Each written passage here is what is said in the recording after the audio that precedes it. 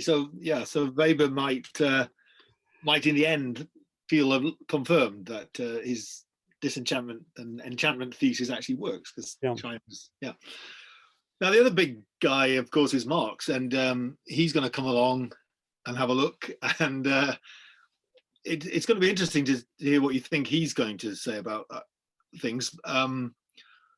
Obviously, I know one or two people who are very much, they still read a lot of Marx and find a lot of things he says about capitalism, for instance, very important, and they'd say, he got that basically right. But what do you think, Marx coming back now, looking at things and sitting down and chatting to you perhaps for a few hours first, and then you taking him around and things, how's he going to respond? How do you think he's going to feel his approach worked or didn't work in explaining what we've got now? Well, taking the piece I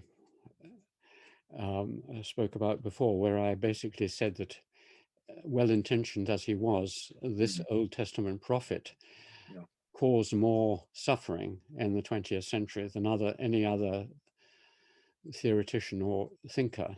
He's one of the few thinkers who's actually led to millions of deaths. And this was based on the fact that he didn't start with the right premises. He didn't understand what the human nature is.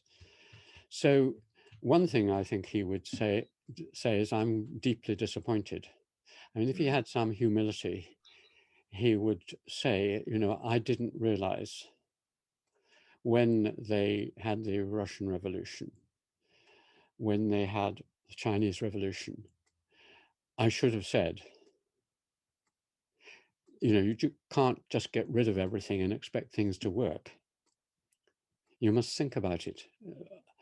And indeed, I now think that revolution is a disaster, and that evolution, you must change things must be improved. But I've become a socialist and not a Marxist. I hope he would have the humility to say that. On the other hand, so he would see that his recipe has been disastrous. But there are parts of his idea which, ironically, parts of it now apply even better than when he wrote them. And the main one is the deep reason he thought capitalism would collapse. And the reason he thought capitalism would collapse was that in the three parts of the economy which constitute the economy, which is labor, machinery, and capital, two parts would change and alter the other. The labor force would be put out of work by machines. The machines, the tools would grow, and those two together would alter the nature, so that basically the capitalists would become richer and richer, but the labor force would find themselves without any means to live, and so on, and there would be a revolution. That is the dynamic that leads to the end of capitalism.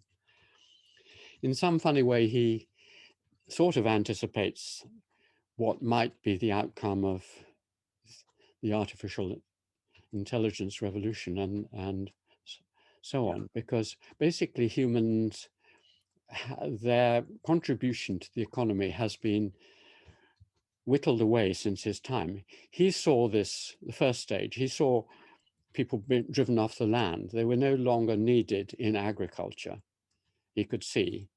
And so they were flocking into the cities. But they were still working in the mines and factories, but he saw that could end.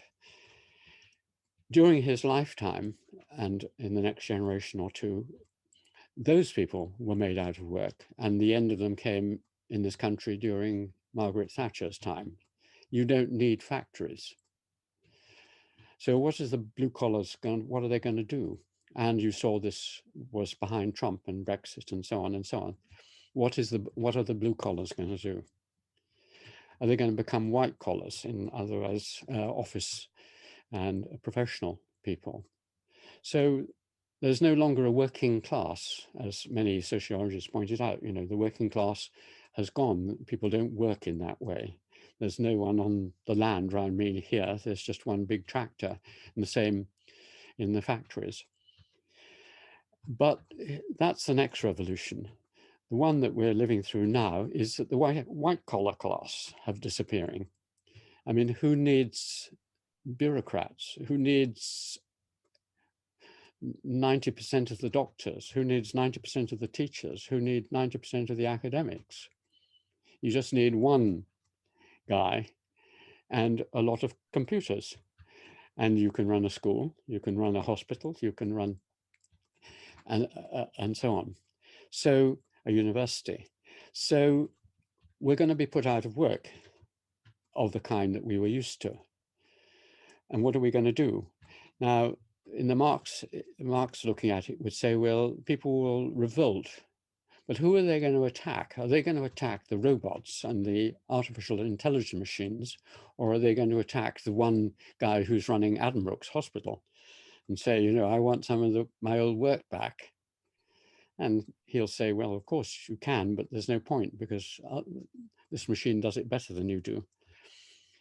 So this comes back to my earlier talk about leisure and the third age, because what we've basically got to, in order to stop that revolution and to give us human beings a worthwhile job on this planet, we've got to move beyond the final stage of his prediction, which is that we will be replaced by machines. And that is, I think, not too difficult once you know what the problem is, because there are many things that machines can't do, and there are many things that humans can do which give them a great deal of pleasure and can be quite creative and productive. They've got to have things which are all the sort of making objects and making cars and houses, and a lot of the stuff can be done by machines. But there are a lot of things which give human beings privately a lot of satisfaction, playing games, music, art, and things like this, which there's no point in asking a machine to do it. You can get a machine to make a good painting or music, but you know, what's the point? You might as well do it yourself and get the creative pleasure of doing it. So increasingly around the world, I mean, you can see it happening around the world. I've been watching a lot of Indian films, and if you look at a lot of recent Indian films, they're about upper middle class Indian life. They lead the life of very wealthy people right across the globe. And they don't spend their time in factories and working and so on. They spend their time in the same way as the plutocracy in all countries, you know, on their yachts or going to concerts or having parties or becoming patrons of art or whatever, or philanthropists.